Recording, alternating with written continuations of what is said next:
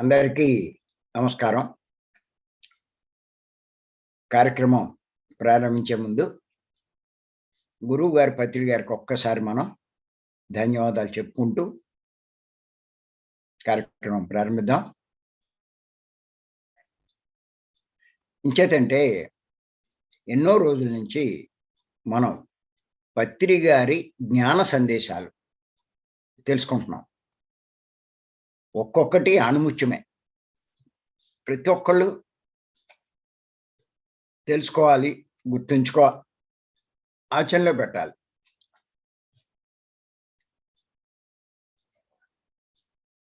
మరి ఇటువంటి జ్ఞాన సందేశాలు మరి నేను ఇంచుమించు ఆయన యొక్క సందేశాల నుంచి మరి సేకరించినవే. వాటి గురించి ఇంకా లోతుగా మనం విశ్లేషణ చేసుకుందాం. ఆయనకున్న సమయ పరిధిలో కొంచెం సింపుల్గా చెప్తూ ఉంటారు. దాని నుంచి మనం ఇంకా లోతుగా మనం విశ్లేషణ చేసుకోవాలి.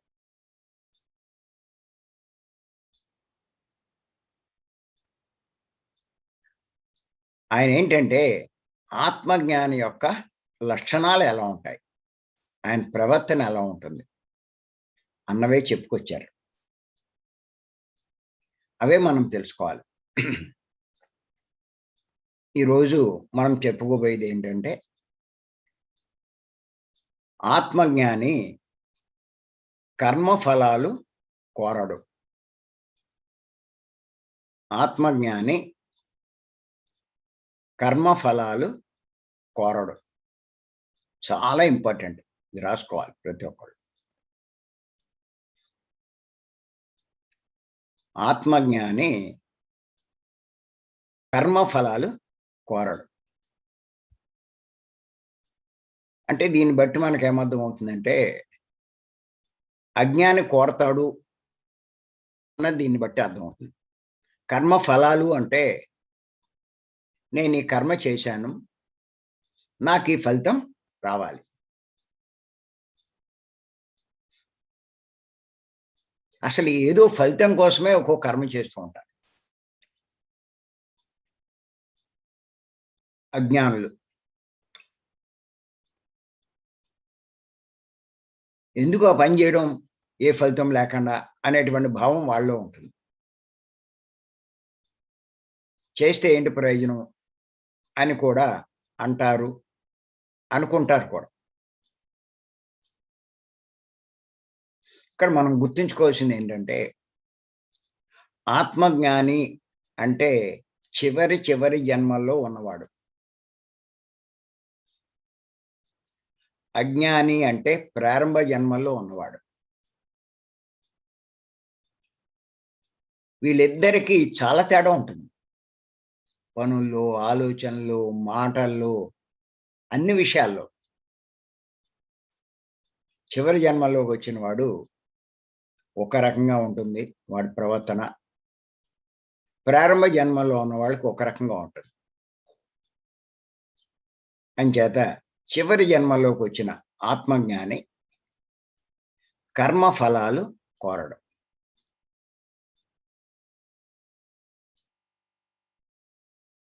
అంటే తాను చేసిన కర్మకి ఫలితం ఆశిస్తాడు అజ్ఞాని.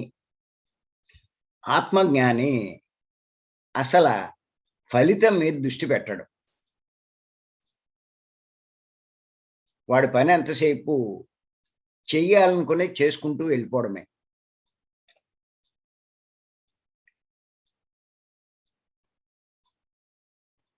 కానీ అజ్ఞాని కర్మ చేయడం కంటే ఫలితం మీదే ఎక్కువ దృష్టి ఉంటుంది.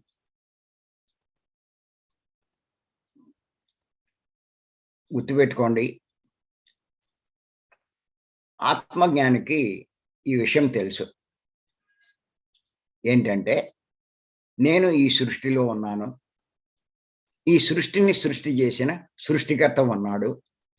ఈ సృష్టి సాఫీగా నడపబడ్డానికి ఆ సృష్టికర్త కొన్ని నియమాలు అంటే ధర్మాలు, సిద్ధాంతాలు, ఏర్పాటు చేశాడు అన్న విషయం తెలుసు. అంచేత వాటికి అనుగుణంగానే ఆత్మజ్ఞాని జీవిస్తాడు. అజ్ఞానికి అలా సృష్టి నియమాలు ఉన్నాయి, ఇవన్నీ ఈ విషయాలు తెలియవు. ఈ నియమాల్లో, ఈ సిద్ధాంతాల్లో ముఖ్య సిద్ధాంతం కర్మ సిద్ధాంతం అన్న విషయం ఆత్మజ్ఞానికి తెలుసు. అజ్ఞానికి అది తెలీదు.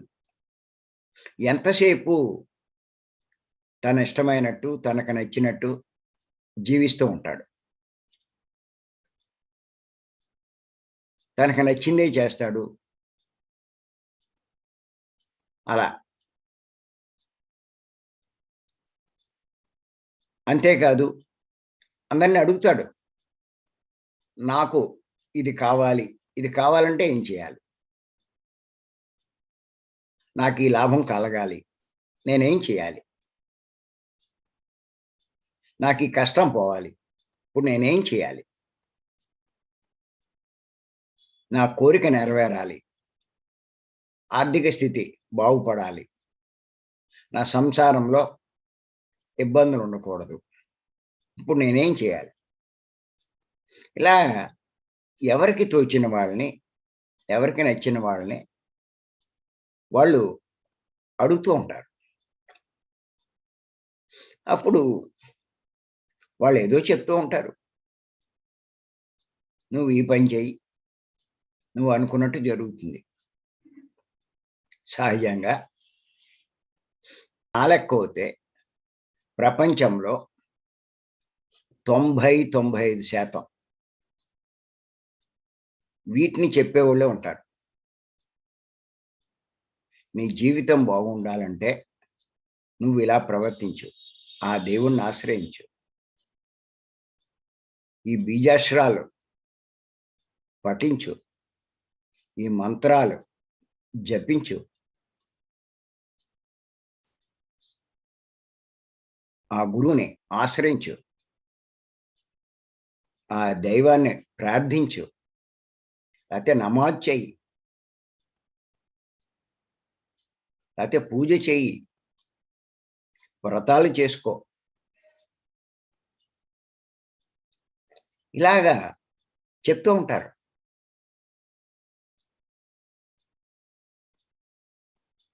అంచేత ఆ ఫలితం ఆశించి ఈ పనులు చేస్తూ ఉంటారు. అంటే తాను చేసిన కర్మకు ఫలితం ఆశిస్తున్నారు వీళ్ళు. కానీ ఆత్మజ్ఞాని ఫలితం ఆశించడు. మీరు చూడండి, పెళ్ళైనటువంటి ఆడవాళ్ళ చేత ఎన్నో నోములు ఎన్ని నోయిస్తారు. ఎందుకంటే వాళ్ళ దాంపత్య జీవితం బాగా ఉండడానికి. అటువంటి నోములన్నీ చేస్తే వాళ్ళ భవిష్యత్ దాంపత్య జీవితం బాగుంటుందనేటువంటి ఉద్దేశంతో. అంటే ఆ నోములు, ఆ కర్మ ఎందుకు చేస్తున్నారు అంటే వాళ్ళ భవిష్యత్ జీవితం బాగుండడం కోసం. ఒక్కొక్కళ్ళు ఒక్కో రకం, ఎక్కడున్న ఆచారం ప్రకారం అలా చేస్తూ ఉంటారు. సహజం అది, ప్రారంభ జన్మలో ఉన్నవాళ్ళు. అలాగే ప్రతి ఒక్కరికి కూడా ఎన్నో కష్టాలొస్తాయి, సమస్యలొస్తాయి, బాధలొస్తాయి. రకరకాల ప్రయత్నాలు చేస్తారు, కానీ బయటపడలేరు. ఈ పత్రి గారు వచ్చిన కాడి నుంచి మరి మన సొసైటీలో ఈ ధ్యానం మార్గంలోకి వచ్చినప్పటి నుంచి అటువంటి వారు ఖచ్చితంగా ఉంటారు ఏదో ఒక సమస్యతో. అసలు చాలామంది సమస్యల కోసమే ఈ మార్గంలోకి వచ్చారు. ఎన్నో ప్రయత్నం చేశారు, అవ్వలేదు. కానీ ఇప్పుడు ఈ మార్గంలో ప్రయత్నిస్తే అవుతాయని చెప్పి వాళ్ళ నమ్మకం. అంచేత ఇందులోకి వచ్చిన తర్వాత ఇందులో మాస్టర్స్ని అడుగుతారు. వాళ్ళేమంటారంటే, "ఏముంది నీ సమస్య తీరాలంటే, నీ కోరిక నెరవేరాలంటే, నీ బాధ తొలగాలి అంటే, నువ్వు సంకల్పం పెట్టి ధ్యానం చెయ్యి" అంటారు. అంటే నువ్వు కోరుకుని నువ్వు ధ్యానం చెయ్యి. అంటే ఈ ధ్యానం చేయడం అనే ఈ కర్మ దేనికోసం? ఆ కష్టం తీరడం కోసం, ఆ కోరిక నెరవేర్చుకోవడం కోసం చేస్తున్నారిది. గుర్తెట్టుకోండి. ఎవరైతే అలాగా సంకల్పాలు పెట్టి ధ్యానం చేస్తున్నారో వాళ్ళంతా కూడా బాగా ప్రాథమిక జన్మల్లో ఉన్నవారి కింద లెక్క. గుర్తుంచుకోండి. కానీ చివరి జన్మల్లోకొచ్చినటువంటి ఆత్మజ్ఞానులు అలాంటియి ఏమీ కోరుకోడు, చేయడు. వాడికి అన్నీ తెలుసు. ఎంచేతంటే ఈ సృష్టిలో ఉన్న సిద్ధాంతం ఏంటి అంటే, చెయ్యవలసింది చేస్తే పొందవలసింది ఆటోమేటిక్‌గా పొందుతాడు. గొప్ప సూత్రం. చెయ్యవలసింది చేస్తే పొందవలసింది ఆటోమేటిక్‌గా పొందుతాడు. చెయ్యవలసింది చేయకుండా పొందవలసింది పొందలేడు. అలాగే వలసింది చేస్తే నువ్వు కోరకపోయినా పొందవలసింది పొందుతావు. మనం కోరితేనే అదవుతుందనుకున్నది అజ్ఞానమే. అంచేత ఆత్మజ్ఞాని ఇంక దాని మీద దృష్టెట్టడు. ఎంతసేపు చెయ్యవలసిన దాని మీద దృష్టెడతాడు.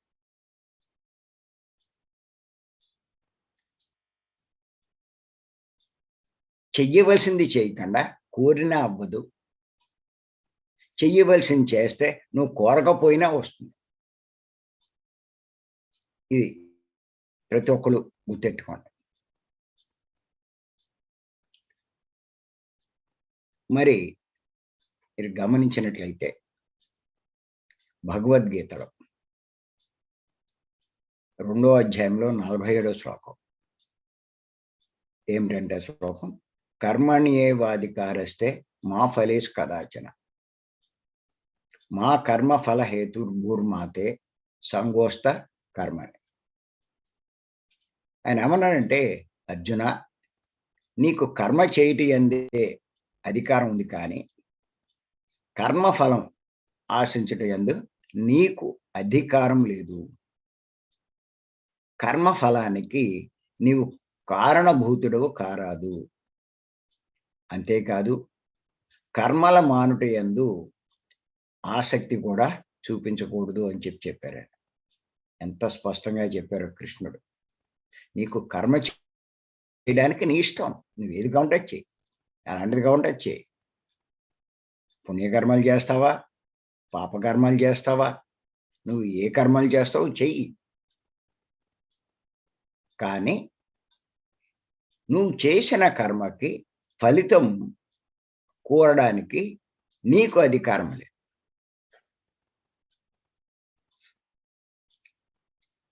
చాలా స్పష్టంగా చెప్పాడు. ఇంచేతంటే నువ్వు హింస చేస్తున్నావు. ఓ జీవిని హింసిస్తున్నావు. హింసిస్తే సృష్టి సిద్ధాంతం ప్రకారం నువ్వు రోగాలతో హింస అనిపించాలి. ఇక్కడేంటంటే హింస చేసేటప్పుడు బానే ఉంటుంది. చాలా నైస్‌గా ఉంటుంది. దాన్ని చంపి దాని మాంసాన్ని మంచి రుచిగా పలావుగా తయారు చేసి దాన్ని తింటూ ఉంటే ఎంత నైస్‌గా ఉంటుంది.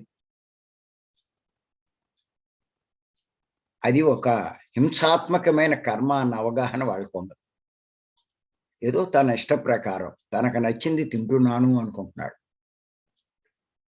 కానీ అటువంటి కర్మ వల్ల భవిష్యత్తులో తాను రోగాలతో అనుభవించాల్సి వస్తుంది. అందుకే మీరు చూడండి, ఆ హింస అనుభవించేటప్పుడు ఆ రోగం భరించలేక ఏం చేయాలో తెలియక, ఎందుకొచ్చిందో అర్థం కాక, అది ఎందుకొచ్చిందో తెలీదు అనుకుంటూ ఉంటారు. నేనే తప్పు చేయను. నాకే పాపం తెలీదు. నాకెందుకు ఇలా అయిపోయింది అని బాధపడుతూ ఉంటాడు. ఆ చుట్టూ ఉన్నవాళ్ళు కూడా అలాంటి అజ్ఞానులే ఉంటారు.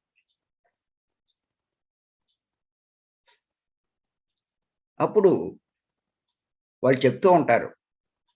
"ఏముంది నాయనా, అమ్మవారికి ఆ కోడిని బలియ్యి, లేతే మేకను బలియ్యి ఇస్తే నీ రోగం తగ్గిపోతుందంటారు." వాడికి ఆ రోగం వచ్చింది అలాంటి హింస చేయబట్టే. మళ్ళా హింస చేస్తే ఆ రోగం పెరుగుతుంది. లేతే ఇంతకన్నా ఉధృతమైన రోగం వాడికి భవిష్యత్తులో వస్తుంది అన్న అవగాహన ఉండదు. ఆ మూఢత్వంలో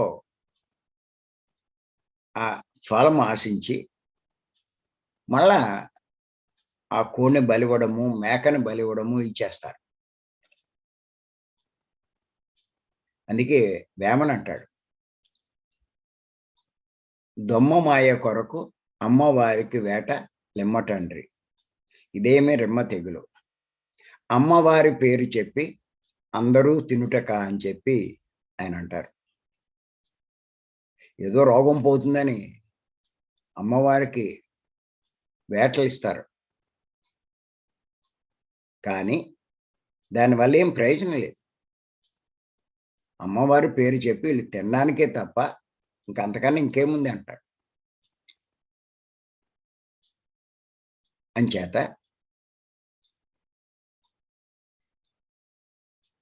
ఈ కర్మఫలాలు కోరుతూ ఉంటాడు. కర్మలు చేస్తూ ఉంటాడు అజ్ఞాని. కానీ వాడు కోరుకున్నది రాదు. అనుకున్నది జరగదు. అది గుర్తుంచుకోండి. కర్మలు 3 రకాలు. పాపకర్మలు, పుణ్యకర్మలు,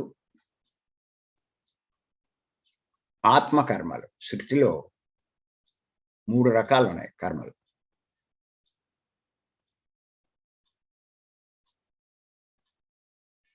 పాపకర్మలు, పుణ్యకర్మలు, ఆత్మకర్మలు.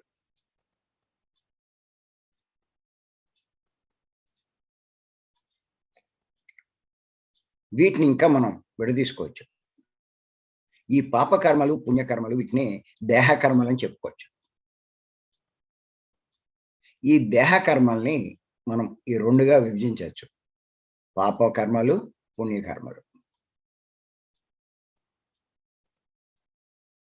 అలాగే ఆత్మకర్మల్లో కూడా 2 రకాలున్నాయి. ఆత్మకర్మల్లో కూడా పాపకర్మలున్నాయి, పుణ్యకర్మలున్నాయి.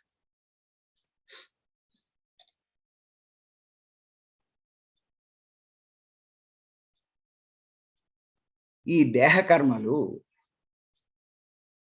అంటే దేహ సంబంధమైన పాపకర్మలు చేస్తే జీవితంలో నరకాన్ని అనుభవిస్తాడు. పుణ్యకర్మలు చేస్తే భోగం అనుభవిస్తాడు. అలాగే ఆత్మకర్మల్లో పాపకర్మలు ఉన్నాయి, పుణ్యకర్మలు ఉన్నాయని చెప్పుకున్నాం. ఆత్మకర్మల్లో పాపకర్మలు చేస్తే ఆధ్యాత్మిక మార్గంలో పతనం అవుతాడు. ఆత్మకర్మల్లో పుణ్యకర్మలు చేస్తే ఆధ్యాత్మిక మార్గంలో చాలా ఉన్నత స్థితికి చేరుకుంటాడు. మనకి దేహ కర్మల్లో పాపకర్మలు, పుణ్యకర్మల గురించి తెలుసు. కానీ ఆత్మకర్మల్లో పాపకర్మలేటి, పుణ్యకర్మలేటి. ఆత్మకర్మలు అంటే ఒక రకంగా ధ్యాన సంబంధమైనటువంటి కర్మలు ఏమైనా సరే ఆత్మకర్మలే. పత్రి గారు మనకు అయ్యే చేయిస్తూ ఉంటారు ఎప్పుడు కూడా. ధ్యానాన్ని అందరికీ చెప్పమని, ధ్యానాన్ని ప్రచారం చేయమని, ధ్యానం క్లాసులు నిర్వహించమని, ధ్యాన యజ్ఞాల్లో పాల్గొనమని, వాటికి కావలసినంత సహకారం చేయమని, ధ్యాన సంబంధమైనటువంటి పిరమిడ్లు కట్టమని, ఇలాగా ఇటువంటి కార్యక్రమాల్లో సేవలు చెయ్యమని, ఇటువంటి కార్యక్రమాలు పూర్తిగా నిర్వహించమని పత్రిక చేస్తూ ఉంటారు. ఇవన్నీ ఆత్మకర్మలు, ఆత్మసేవలు. ఇటువంటి కర్మలు చేసేటప్పుడు ఖచ్చితంగా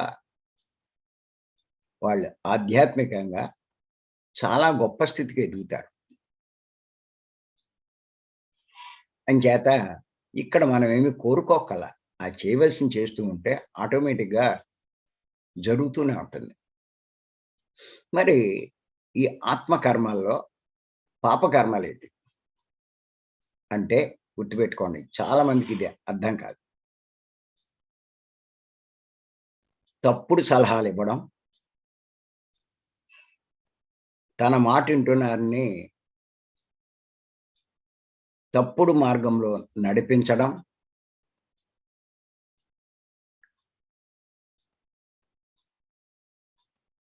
అంతేకాదు ఈ మార్గంలో ఉన్నవాడిని తన స్వార్థం కోసం ఉపయోగించడం, లేని గొప్పలు చెప్పుకోవడం, లేకపోయినా ఉన్నట్లు బిల్డప్ ఇవ్వడం, వాళ్ళని మభ్యపెట్టడం,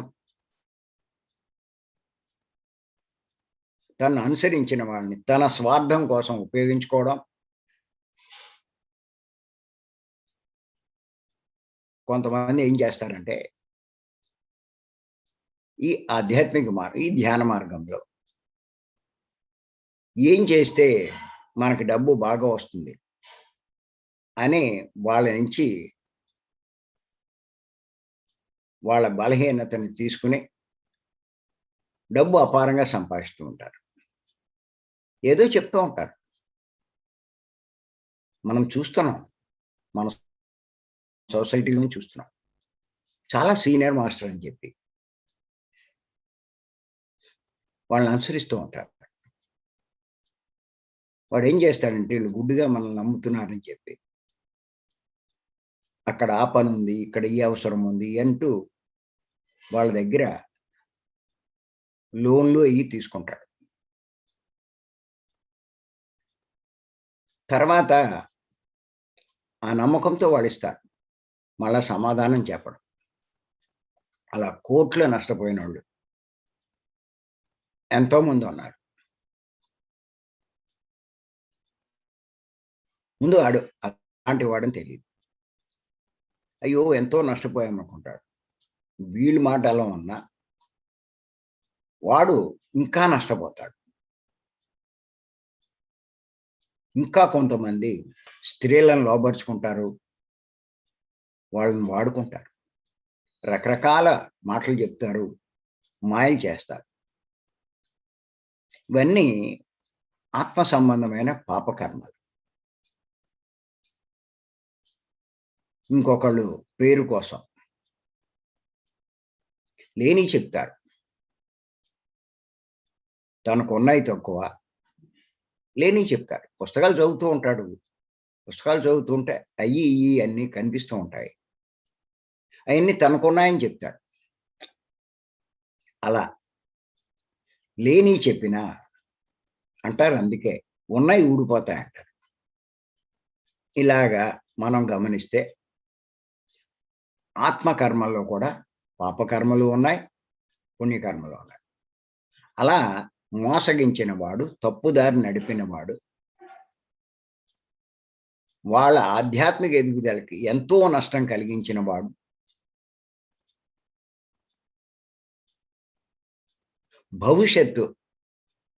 భవిష్యత్తులో అంతకు ఎంతో మందిని సరైన మార్గంలో నడిపించేదాకా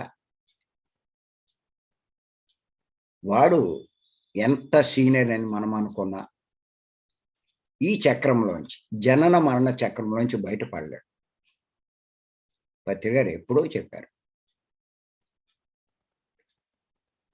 పూజారులు చూడండి, ఆత్మదేవుడు అయినా సరే విగ్రహం దేవుడని నమ్మిస్తూ ఉంటారు. అలాగే మన పిరమిడ్ మాస్టర్లు కొంతమంది తమకున్న తెలివితేటలను ఉపయోగించి జనాన్ని ఆకర్షించడం కోసం ఎన్నో రకాల తప్పుడు మార్గంలో నడిపిస్తూ ఉంటారు. మరి నిజంగా చూడండి, పత్రి గారు అంత రీసెర్చ్ చేసి ధ్యానం అంటే శ్వాసమే ధ్యాస అని చెప్పడమే కాదు, ముఖ్యంగా రాయిస్తారు కూడా, అన్ని చోట్ల రాయిస్తారు. కానీ మరి పత్రి గారు అంతా చెప్పినా వీళ్ళు ఏం చేస్తున్నారు అంటే మాట మీద ధ్యాస పెట్టిస్తున్నారు, గైడింగ్ మెడిటేషన్. అంటే మన గురువు గారు చెప్పింది ఒకటి, వీళ్ళు చెప్పేది ఒకటి. వీళ్ళు ఎంతసేపు అట్రాక్షన్ చూస్తున్నారు, దేనికి జనం ఆకర్షితులు అవుతారో చూసి అది. అంతేగాని వీళ్ళకి సత్యం అక్కల, ఆకర్షణ కావాలి, జనాన్ని ఆకర్షించాలి. కానీ ఇది తర్వాత వాళ్ళకి చాలా నష్టం కలిగిస్తుంది అన్న విషయం వాళ్ళకి తెలీదు. అందుకే గుర్తెట్టుకోండి, పాపము అంటే నష్టము, పుణ్యము అంటే లాభము.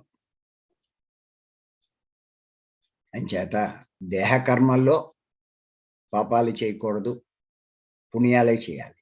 ఆత్మకర్మల్లో పాపాలు చేయకూడదు, పుణ్యాలే చేయాలి.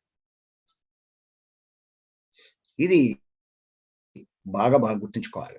ఎంత ఇది గుర్తుంచుకుంటే ఈ మార్గంలో ఎంతో లాభం పొందగలుగుతారు. అంతే తప్ప ఊరికే గుడ్డిగా ఈ ఆధ్యాత్మిక మార్గంలో ప్రయాణించడం వల్ల లాభం లేదు. ఎక్కడికక్కడ కాషియస్‌గా ఉండాలి. ఒక మాట మనము వదులుతున్నాము అంటే చాలా జాగ్రత్తగా ఉండాలి. బుద్ధుడు అంటాడంట, ఏమంటాడంటే ఏదైనా ఒక విషయం చెప్పినప్పుడు వాడు ఈ సందర్భంలో ఇలా అన్నాడు అని అంటాడు. అంతేగాని తనంతట తాను ఇది అని చెప్పి చెప్పడంట.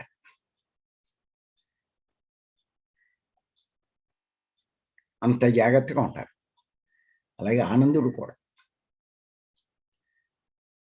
బుద్ధుడు ఈ విషయంలో ఇలా చెప్పాడు అని చెప్తాడు గాని దాన్ని తాను చెప్పినట్టు చెప్పడం. అంత జాగ్రత్తగా ఉంటారంట. దాన్ని బట్టి అర్థం చేసుకోండి మనం ఎంత జాగ్రత్తగా ఉండాలి.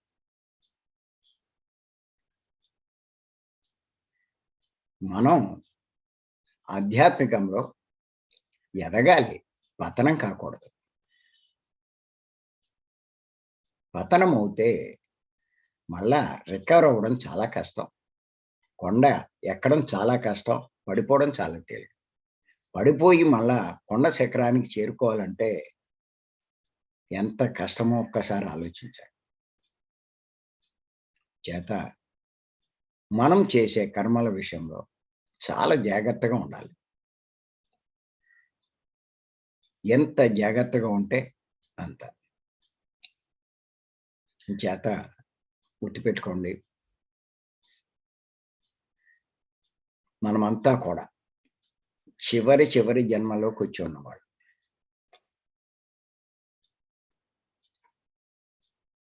ఎంచేతంటే ప్రారంభ జన్మల్లో ఎన్ని కోరికలు తీరినా ఇంకా కోరికలు పుడుతూనే ఉంటాయి.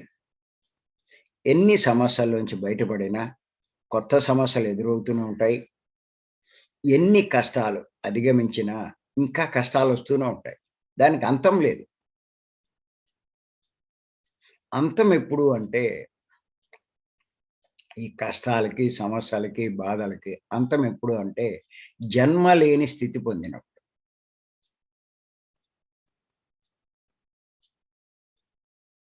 అది సాధించాలి. అది పొందాలి. ఆ స్థితిలో ఉన్నాం మనమంతా కూడా ఇప్పుడు.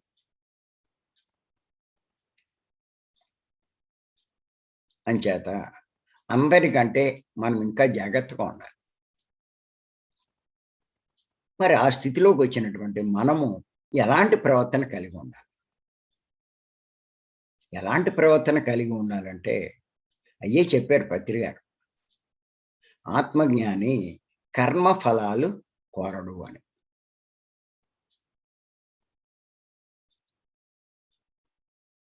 ఏ భగవద్గీతలో కృష్ణుల వారు కూడా చెప్పడం జరిగింది. 5వ అధ్యాయంలో 12వ శ్లోకం. చూడండి ఒక్కసారి మీరు. యుక్తః కర్మఫలం త్యక్త్వా శాంతి మాప్నోతి నైష్టికం. అయుక్తః కామకారేణ ఫలే సక్తో నిబధ్యతే. అంటే దీని తాత్పర్యం ఏంటంటే యోగయుక్తుడు అంటే నిష్కామ కర్మయోగి. నిష్కామ కర్మయోగి. తాను చేసిన కర్మకు ఫలితం ఆశించనివాడు.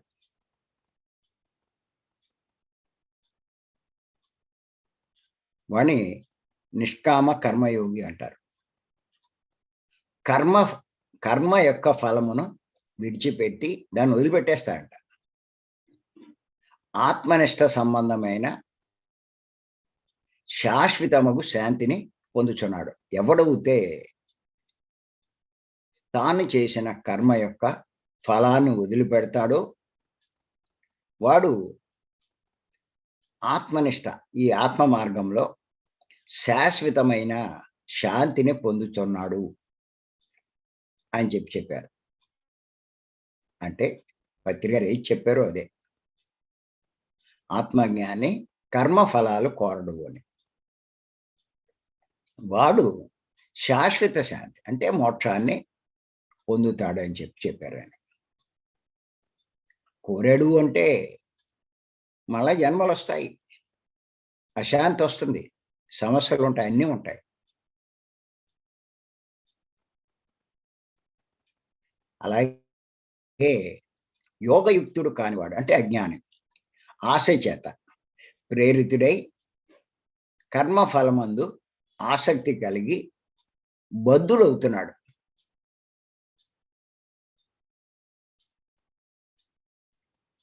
నువ్వు కర్మ ఫలం మీద కనుక ఆసక్తి కలిగి ఉంటే కనుక నువ్వు బద్ధుడవుతావు, బంధంలో చిక్కుకుంటావు. ఈ బంధంలో చిక్కుకోవడం వల్ల జన్మలు అలా వస్తూనే ఉంటాయి. జనన మరణ చక్రంలో తిరుగుతూనే ఉంటావు.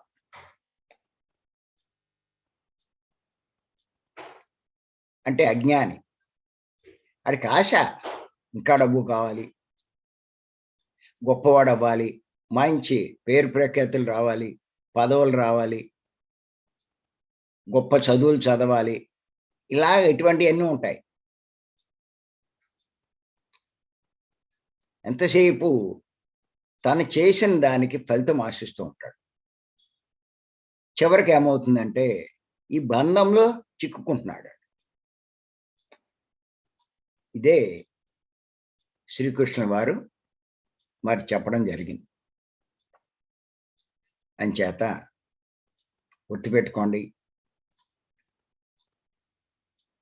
ఇందులోంచి శాశ్వతంగా బయటపడాలనుకునేవాడు కర్మ ఫలాలు ఆశించడు. ఆ యొక్క ఆశయం లేనివాడు. వాడికి అన్నీ అనవసరం. వాడికి ఎంతసేపు ఉన్నంతలో సుఖంగా ఉండాలి. బాగా ఉండాలి. తాను, తన సంసారం, తన కుటుంబం. ఏ సమస్యలు, ఏ బాధలు ఏమీ లేకుండా హాయిగా ఉండాలి. గొప్పగా ఉండాలి సమాజంలో. అందరికంటే ధనవంతుడు కావాలి. ఇయ్యే వాడి గొడవ. వాడికి భవిష్యత్తు గురించి అనవసరం. ప్రస్తుతం ఇయన్నీ తాత్కాలికమన్న అవగాహన కూడా వాడికుండదు. తాను ఆత్మను, ఈ దేహం తాను కాదు అన్న అవగాహన కూడా వాడికుండదు. కొన్నాళ్ళకి ఈ దేహం వదిలేయాలి. వదిలేస్తే ఇవన్నీ వదిలేయవలసొస్తుంది అన్న అవగాహన కూడా వాడికుండదు. ఏదో పుట్టాము, కొన్నాళ్ళు చనిపోతాము. అంతే అవగాహన. చనిపోయే లోపులో వీలైనంత ఎక్కువ అనుభవించాలి అన్నదే వాడి ఆశయం. అలా జీవించాలి అంటే గొప్పగా జీవించాలి. ఎన్నో ఉంటాయి. అన్నీ కోరుకుంటూ ఉంటాడు. దానికి ఏం చేయాలో అడుగుతూ ఉంటాడు. ఆ స్వామీజీలని, గురువుల్ని, మరి ఆ మత పెద్దల్ని, వాళ్ళని, వీళ్ళని అడుగుతూ ఉంటాడు. నేను ఈ యూట్యూబ్‌లో కూడా, యూట్యూబ్ కానీ, ఫేస్‌బుక్‌లో కానీ ఎంతోమంది స్వామీజీలు వీళ్ళు చెప్తూ ఉంటారు సందేశాలు. చూస్తున్నాను. ఎంత గొప్ప స్వామీజీ అయినా, ఆయన దగ్గర ఎంతమంది శిష్యులున్నా, ఆయనిచ్చే సందేశం ఏంటి అన్నది చూస్తున్నా. చూస్తూ ఉంటే ఎన్ని చెప్పినా, ఎవడు చెప్పినా, నీ లైఫ్ బావుండాలి అంటే అంటూ ఉంటారాళ్ళు. నీ ఆర్థిక స్థితి పెరగాలి అంటే, నీ కుటుంబం బావుండాలి అంటే, మీరు మా మార్గంలోకి రండి. ఒకడు బీజాక్షరాలంటాడు. ఒకడు మంత్రాలంటాడు. ఒకడు రుద్రాక్షలు ధరించమంటాడు. ఒకడు వాస్తు సరి చేసుకోమంటాడు. నువ్వు ఈ పని చేస్తే నీకు అదొస్తుందంటాడు. చేసిన దానికి ఫలితం వాడు కోరతాడు, వీడు చెప్తాడు. కారణం ఏంటంటే లోకంలో ఈ రకం జనాభా ఎక్కువున్నారు. నాకది కావాలంటే ఏం చేయాలో చెప్పండి అని అడుగుతాడు. అలాగా కొంతమంది ఆ దేవుడిని పట్టుకోండి, ఇంకా కొంతమంది ఈ దేవుడిని పట్టుకోండి. ఇలా ఉంటారు. క్రిస్టియన్ ప్రార్థనలన్నీ అంతే కదా! ముస్లిమ్స్ చెప్పేదంతా అదే కదా! అల్లాయే దేవుడు కాదని ఏమనరు. కానీ ఆ నమాజ్ చేసేటప్పుడు కూడా వాళ్ళకి కావాల్సినన్ని అడుగుతూ ఉంటారు. అంచేత ఏంటంటే ముస్లింలు కూడా నమాజ్ చేస్తారు.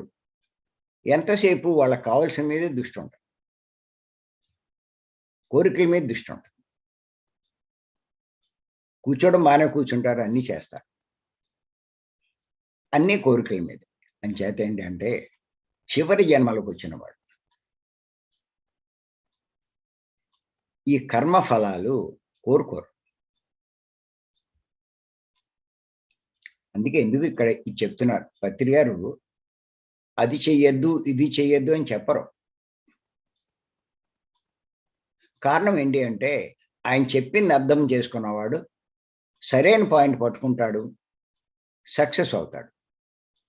ఆయన చెప్పింది అర్థం కానివాడు వాడి ఇష్ట ప్రకారం వెళ్తాడు, నష్టపోతాడు. నువ్వు కర్మ ఫలాలు కోరకు, సంకల్పాలు పెట్టుకోకు ఇలాగేం చెప్పరాయన. కానీ ఆత్మజ్ఞాని కర్మ ఫలాలు కోరడు అన్న విషయం చెప్తారు. దాన్ని బట్టి మనం అర్థం చేసుకోవాలి. ఎలాగండి మా పరిస్థితి అంటారు. ఏమండి అటువంటి పరిస్థితుల నుంచి బయటపడాలి అంటే ఆ పరిస్థితి ఎందుకొచ్చింది? మనం చేసిన కర్మల వల్లే కదా! ఈ కర్మలు ఆత్మజ్ఞానికి తెలుసు. అనుభవిస్తే పోతాయని సంగతి తెలుసు. లేకపోతే జ్ఞానం పెరిగితే బయటపడతామని. ఆ జ్ఞానాగ్నిలో ఆ కర్మ పోయి ఈ కష్టం నుంచి బయటపడతామని తెలుసు. అంచేత తన శక్తిని పెంచుకొని వచ్చిన కష్టాన్ని తట్టుకుంటాడు. ఓపికగా ఎదురు చూస్తాడు. కొన్నాళ్ళకి ఆ కర్మ అయిపోతుంది. బయటపడిపోతాడు.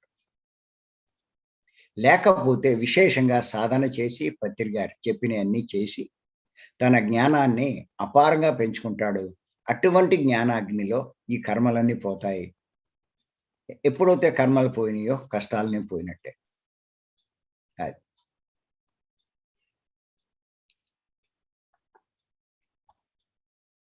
అంచేత ఏంటంటే ఇది బాగా గుర్తుపెట్టుకోవాలి మనం.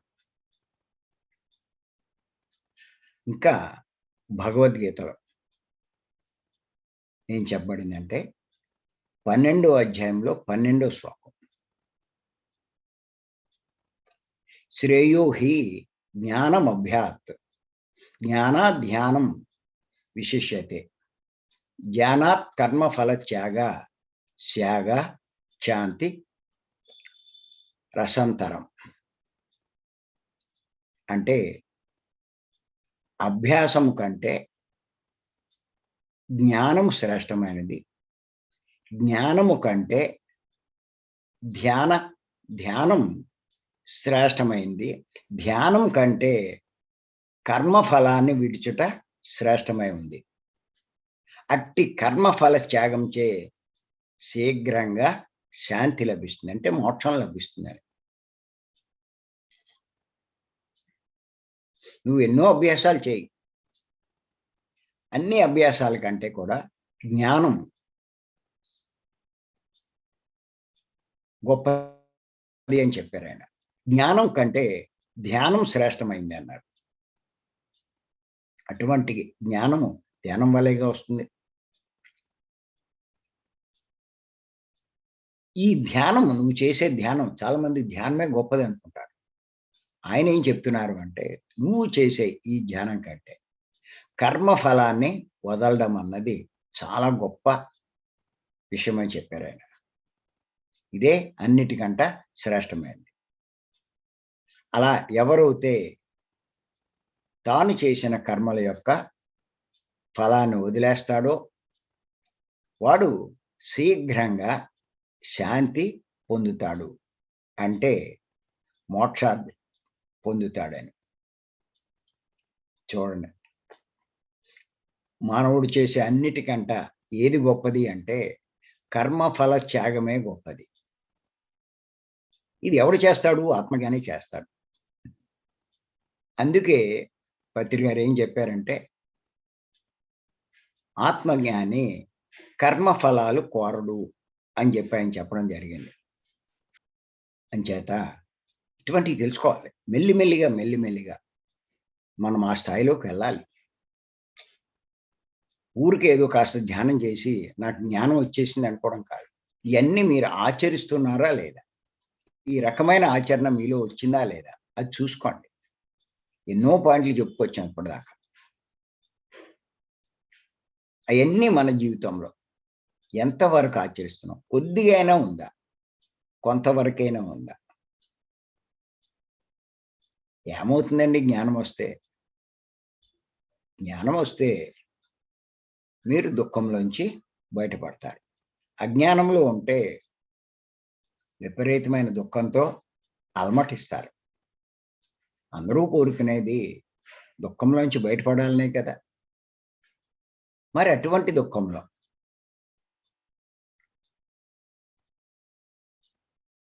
ఉండి అలమటించే బదులు జ్ఞానాన్ని పొంది దుఃఖంలోంచి బయటపడ్డాం, అది తెలివైన వాడి లక్షణం.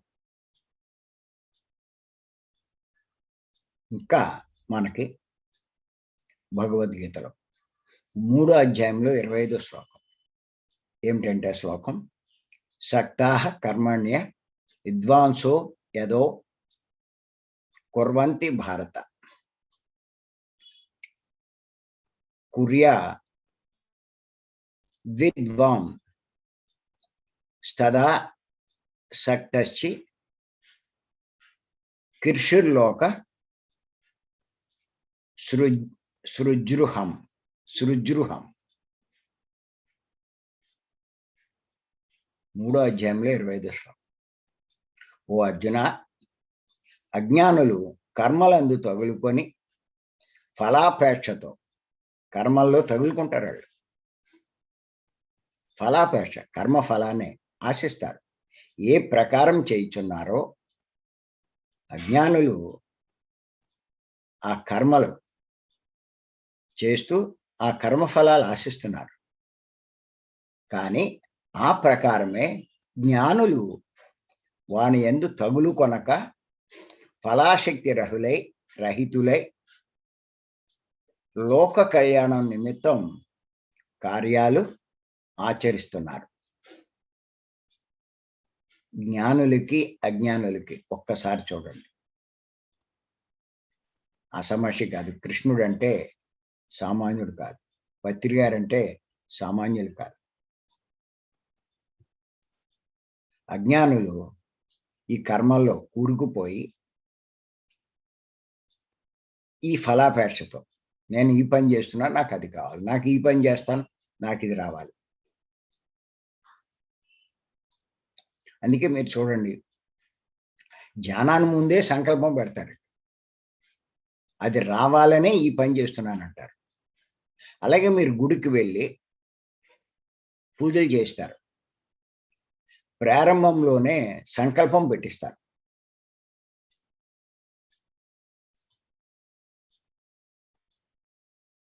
ఆ సంకల్పం ఎన్ని నెరవేరడం కోసమే. ఆయురారోగ్య ఐశ్వర్యాభి ఉచ్యర్థం ఇష్ట కామ్యాభి ఫలసిద్ధ్యర్థం అని చెప్పి ఇంకా ఏమైనా పేర్లు ఉంటాయి, అవన్నీ చెప్పుకొని వాళ్ళ గోత్రనామాలు అన్నీ చెప్పుకొని అప్పుడు పూజ ప్రారంభిస్తారు. ఫలాపేక్షతోటే ఆ పూజ చేస్తున్నారు. అలాగే ఈ ధ్యానంలోకి వచ్చిన వాళ్ళు కూడా ఫలాపేక్షతోటే సంకల్పం పెట్టే ఈ ధ్యానం చేస్తున్నారు. ధ్యానంలోకి రాకముందు గుడికెళ్ళి చేసే పని ఇప్పుడు ఇంట్లో ఉండే చేస్తున్నారు. దానికి దీనికి ఏం తేడా లేదు.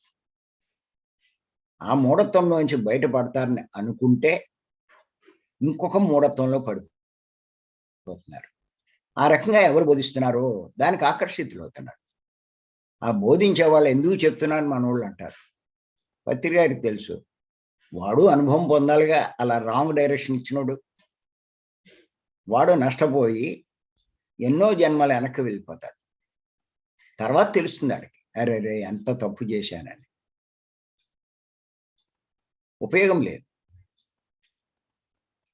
జనాలను ఆకర్షించడం కాదు, జనాలకి ఆకర్షణ ఉన్నా లేకపోయినా సత్యాన్ని మనం నిర్మోహమాటంగా నిర్భయంగా చెప్పగలగాలి. ఏది కరెక్టు? పత్రి గారు చెప్పేదే కరెక్ట్. స్పష్టంగా చెప్పారు. ఆత్మజ్ఞాని కర్మ ఫలాలు కోరడు అని చెప్పి. చేత గీతలో ఏం చెప్పిందంటే, అజ్ఞానులు కర్మలందు తగులుకొని ఫలాపేక్షతో నేను చేసినటువంటి దానికి ఈ ఫలితం కావాలని ఏ ప్రకారం చేస్తున్నారో ఆ ప్రకారం జ్ఞానులు వాటి యందు తగులు కొనక ఫలాశక్తి రహితులై లోక కళ్యాణ నిమిత్తం కార్యాలు ఆచరిస్తున్నారు. ఇక్కడ ఒకటి గుర్తుపెట్టుకోవాలి మనం. ఆత్మజ్ఞానులు వాడికి ఏమీ అవసరం లేదు. ఎంతసేపు వాడు ఏం చేసినా, ఏ కర్మలు చేసినా, ఏం చేసినా లోక కళ్యాణం కోసమే చేస్తూ ఉంటాడు. కారణం ఏంటంటే వాడికి ఇవన్నీ అవసరం లేదు. ఇటువంటి జీవితంలోంచి బయటపడిపోవాలి. మరి ఇటువంటి జీవితంలోంచి బయటపడాలి అంటే లోకంలో కర్మలు చేయకుండా ఎవరు ఉండలేరు కూడా. కొంతమంది పాపాలు చేస్తారు, కొంతమంది పుణ్యాలు చేస్తారు. పాపాలు చేసిన వాడు మరల జన్మ తీసుకుని దుఃఖాన్ని అనుభవిస్తాడు. పుణ్యాలు చేసేవాడు మరల జన్మ తీసుకుని భోగం అనుభవిస్తాడు. అంతేకాని ముక్తి రాదు, మోక్షం రాదు. జన్మ లేని స్థితి పొందలేడు. అటువంటి స్థితి పొందాలి అంటే ఎవరైతే ఈ పాప కర్మలు, పుణ్యకర్మలు 2 మానేయాలి. చాలామంది పుణ్యకర్మలు చేస్తే తప్పేటి అంటారు. అది మీ బుద్ధి బాగా వికసిస్తే అప్పుడు పత్రి గారు చెప్పినా, ఎవరు చెప్పినా మీకు అర్థమవుతుంది.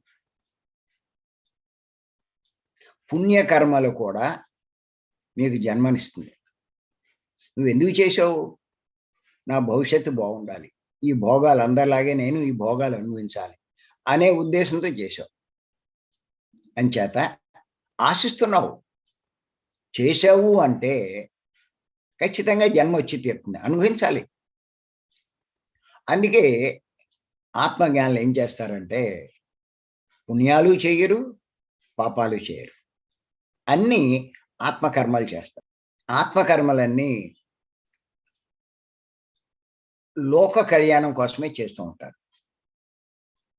అయ్యే పత్రిక చేస్తున్నారు మనందరి చేత. చాలా మందికి అర్థం కావట్లా.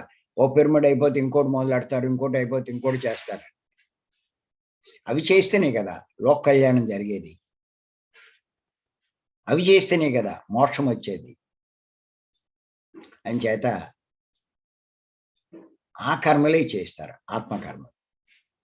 ధ్యాన సంబంధమైన సేవలే ఆత్మసేవలు, గుర్తెట్టుకోండి. ధ్యానం ఒక్కటే ఆత్మకు సంబంధం. మళ్ళీ ఇంకొకసారి చెప్తాను చూసుకోండి కావాలంటే. ధ్యానం ఆత్మకి ఎలా సంబంధం?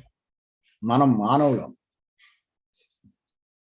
మానవుడు అంటే 3 కలిపి మానవుడు. శరీరం, మనస్సు, ఆత్మ. ఈ పాప పుణ్యాలు శరీరం, మనసుకు సంబంధించి. కానీ ఆత్మ సేవలు ఆత్మకు సంబంధించింది.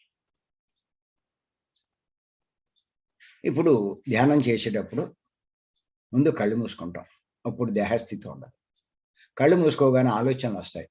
అప్పుడు శ్వాస మీద ధ్యాస పెట్టి మెల్లిగా ఆలోచనలు అయిపోతాయి. అక్కడ మనస్సు ఉండదు. ఇంకుండేది ఏంటి అంటే ఆత్మే, భగవంతుడు. అంటే ఆత్మతో ఉండేది ధ్యానం. అంచేత ధ్యాన సంబంధమైన సేవలన్నీ కూడా మరి ఆత్మ సేవలు అవుతాయి. ఇది బాగా గుర్తుపెట్టుకోండి. ఇది పత్రిక ద్వారా తెలుసుకున్నాను నేను. మొదట్లోనే తెలుసుకున్నాను. అంతకుముందు అన్ని దేహ సేవలు చేశాను నేను. హోమియోపతి హాస్పిటల్ రన్ చేసేవాళ్ళం. మా మేడం ఓ సెంటర్ నడిపి స్త్రీలకు ఎన్నో ట్రైనింగ్ అయ్యి ఇచ్చేది. రోజు 200-300 మంది వచ్చేవారు. అలా ఇంకా ఎన్నో కార్యక్రమాలు చేశాం. చాలామంది సంతోషించేవారు, చేసేవారు. కానీ పత్రి గారి పరిచయమై జ్ఞాన మార్గంలోకి వచ్చాక ఇది అర్థం చేసుకున్నాక ఆ కార్యక్రమాలన్నీ ఆపేయడం జరిగింది. మొత్తం ఆ కార్యక్రమాలన్నీ ఆపేశాను నేను. ఆపేసి అవి చేసిన అవి కూడా రద్దు చేసుకోవాలిగా.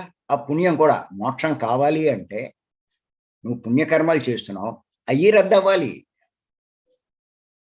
పాపాలు రద్దు అవుతే నీకు మోక్షం రాదు. నువ్వు చేసినటువంటి పుణ్యాలు కూడా రద్దు కావాలి. ఆ కర్మలు కూడా రద్దు కావాలి. పాపకర్మలు రద్దు కావాలి, పుణ్యకర్మలు రద్దు కావాలి. ఏ కర్మ ఉన్నా నీకు మోక్షం రాదు. చేయడం ఎందుకు? మళ్ళా ఒక జన్మ తీసుకుని అవి రద్దు చేసుకునే ప్రయత్నం చేయడం ఎందుకు? అప్పుడు వెంటనే మానేశాను నేను. మానేసి ఆత్మసేవలు ప్రారంభించాను. భీమవరంలో 3 రోజుల క్లాసు. వండర్ఫుల్. అది. ఈ ధ్యానాన్ని అందరికీ ప్రచారం చేయడం మొదలెట్టా. ఈ జ్ఞాన సంబంధమైన పుస్తకాలు అందరికీ అందించడం మొదలెట్టా. అటువంటి కార్యక్రమాలు, పత్రి గారి కార్యక్రమాల్లో ఏదో రూపంలో పాల్గొనడము, సహకరించడం చేయడం మొదలెట్టా. ఇవన్నీ ఆత్మ సంబంధమైనవి. అది. అంచేత ఇటువంటివన్నీ ఎప్పుడైతే చేస్తామో ఖచ్చితంగా మనం జీవితంలో ఆ మోక్షాన్ని పొందొచ్చు, జ్ఞానాన్ని పొందొచ్చు. అలాగే భగవద్గీతలో ఇంకొకటి కూడా చూద్దాం. పత్రి గారు చెప్పిన ఆత్మజ్ఞాని కర్మ ఫలాలు కోరడు అన్నదానికి 4వ అధ్యాయంలో 19వ శ్లోకం. 4వ అధ్యాయంలో 19వ శ్లోకం ఏమిటంటే ఇది యస్య సర్వే సమారంభ కామ సంకల్ప వర్జిత జ్ఞానాగ్ని దగ్ధ కర్మాణం తమాహం పండితం బుధ.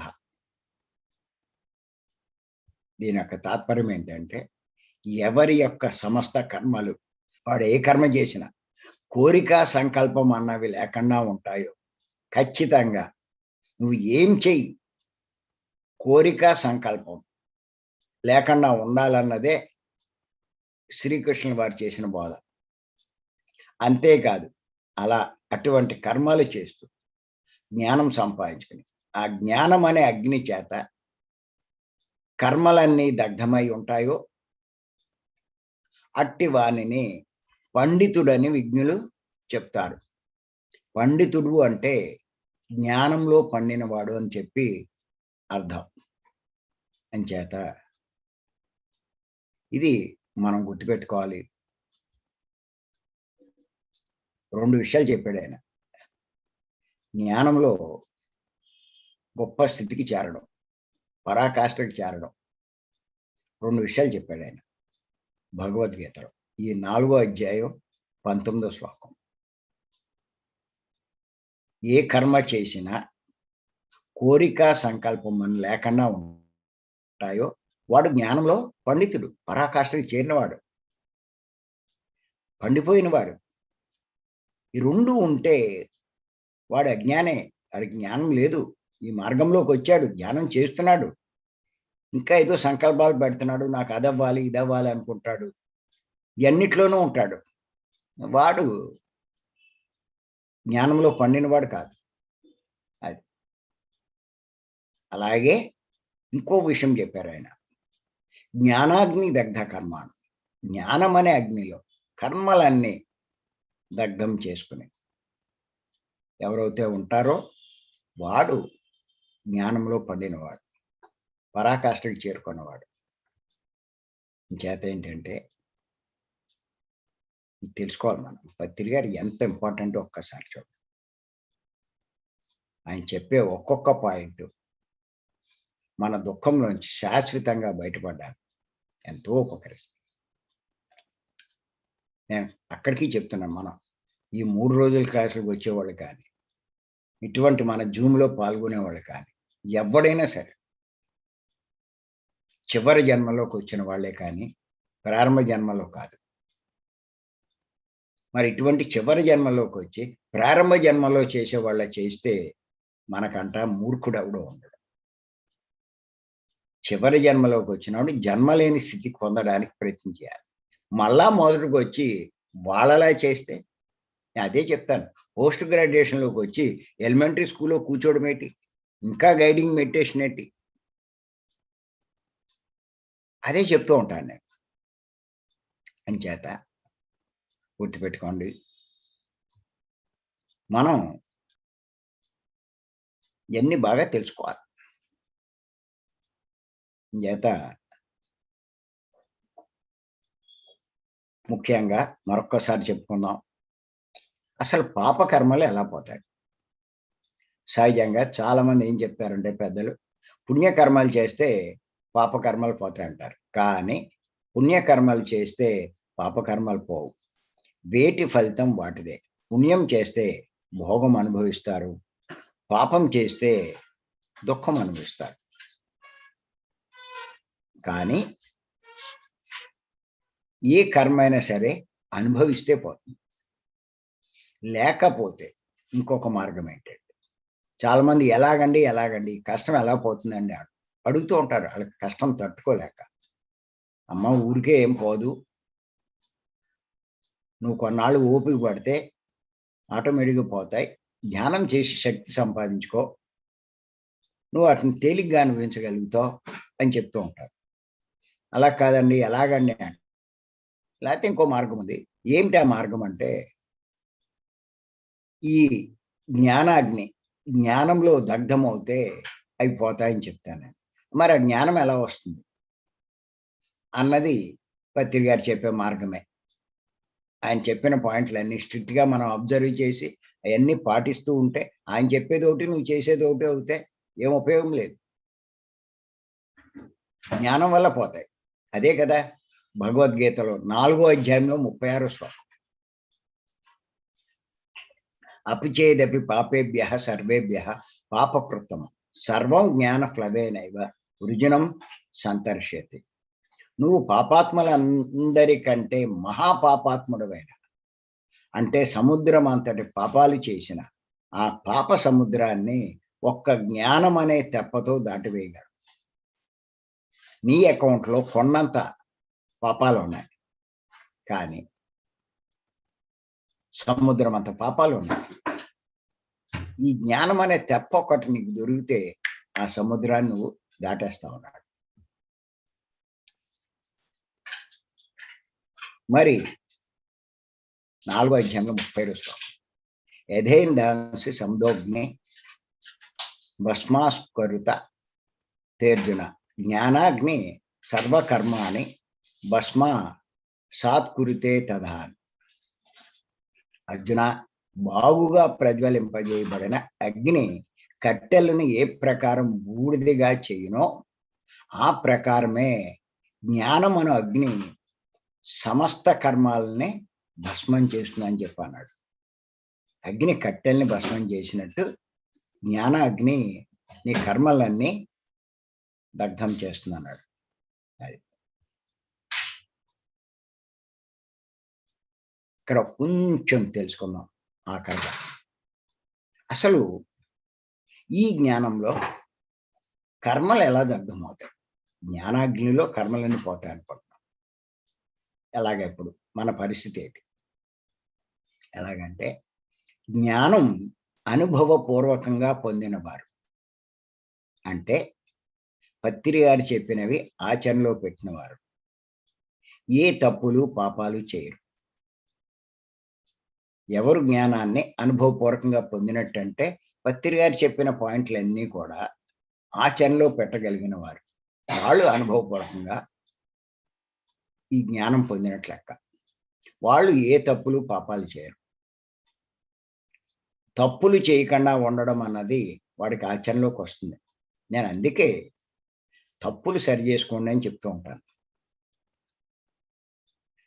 ఇంకా ఏ తప్పు చేయరు, చెయ్యమన్నా చేయరు. ఉదాహరణకి హింస, జీవహింస, మాంసభక్షం. వాడి జ్ఞానం అనుభవపూర్వకంగా పొందినప్పుడు పొరపాటును కూడా దాని జోలికి వెళ్ళరు.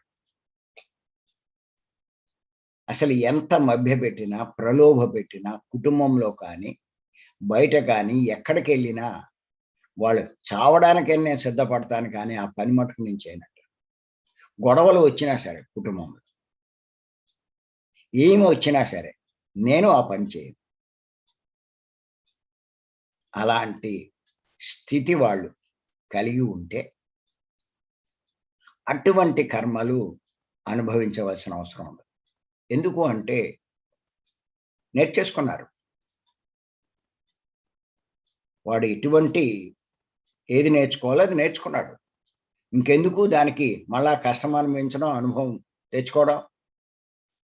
అంచేత వాడికి అటువంటి కర్మలు ఎన్నున్నాయో వాడి జీవితంలో, ఈ 300 జన్మలు, 400 జన్మల్లో ఆ హింసాత్మకమైన కర్మలు ఎన్ని చేశాడో అవన్నీ రద్దు చేయబడతాయి. మొత్తం అవన్నీ రద్దు చేయబడతాయి. ఏది అనుభవంలో తెచ్చుకొని ఇంకెటువంటి పరిస్థితులు చెయ్యమన్నా చేయరు. నేను ఇక్కడే చాలా మందిని చూస్తున్నాను నేను. మీరు చెప్పారు బాగానే ఉందండి, మాకు అర్థమైంది, కానీ ఇంట్లో ఒప్పుకోరండి, లేకపోతే గొడవలు అయిపోతాయండి, ఇలాగ అంటూ ఉంటారు. అంటే ఇంకా మీకు అనుభవంలోకి రాలేదు. అంచేత అటువంటి వాళ్ళకి కర్మలు దగ్ధం కావు. వాళ్ళు అనుభవించాల్సిందే వాళ్ళు చేసినవి. అటువంటి వాళ్ళు కర్మలు అనుభవించాల్సిన అవసరం.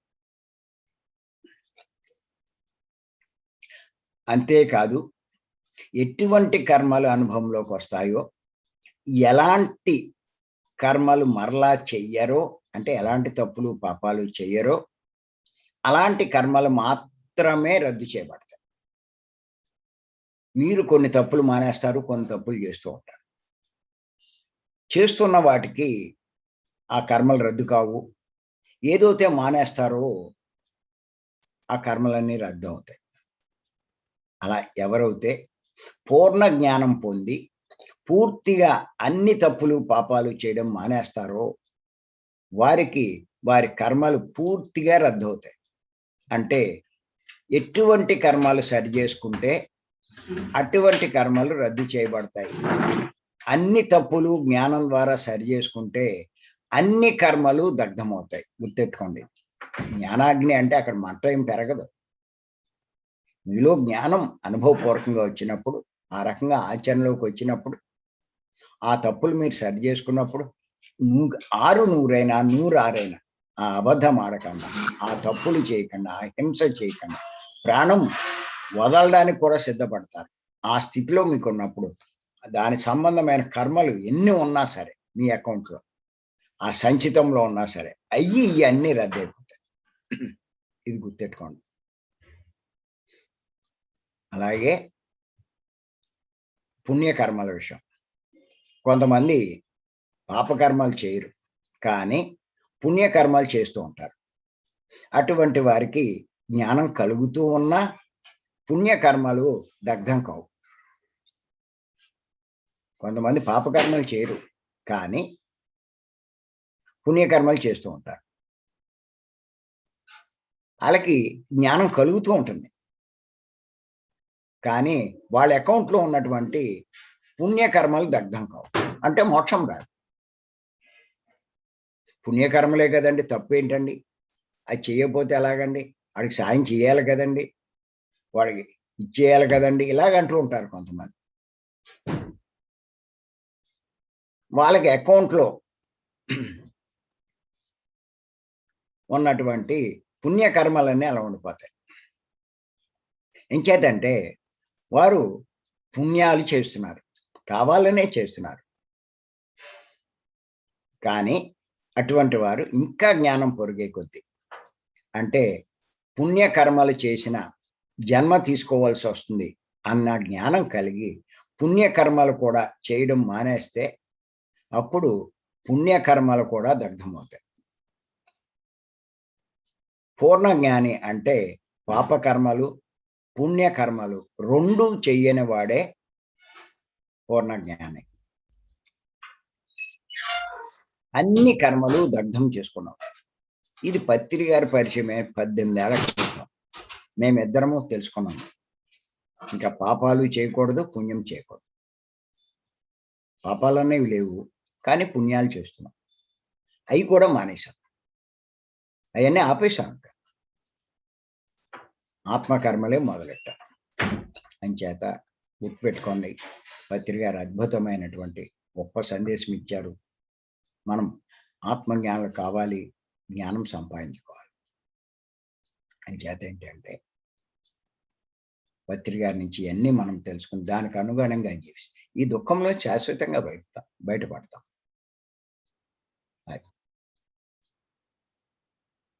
ఇలా మనకి ఇంత అద్భుతమైనటువంటి జ్ఞానాన్ని మనకి ఇచ్చినటువంటి గురువు గారి పత్రి గారికి మరొక్కసారి మనం ధన్యవాదాలు చెప్పుకుంటూ మరి కార్యక్రమం ముగిద్దాం. Thank you.